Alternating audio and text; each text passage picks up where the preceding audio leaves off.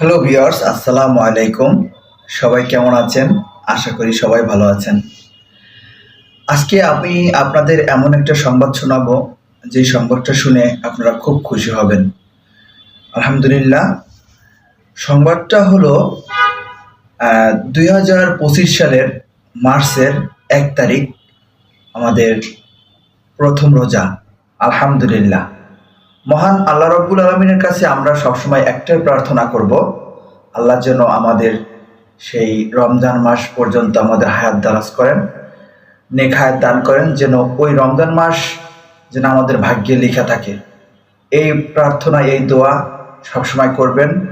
আর আল্লাহর কাছে একটাই বলবেন নামাজ পড়ে, যেন আল্লাহ এই আপনার এত সুন্দর রমজান মাসে, এত সুন্দর একটা মাস, এই মাসে যেন আপনার ইবাদত করতে পারি, আপনার ইবাদত যেন ঠিকমতো করতে পারি, সহি শুদ্ধভাবে করতে পারি, যাতে আল্লাহ রাব্বুল আলামিন আপনি অনেক খুশি হন, আপনি যেন আমাদের প্রতি রহমত বরকত নাজিল করেন ইনশাআল্লাহ।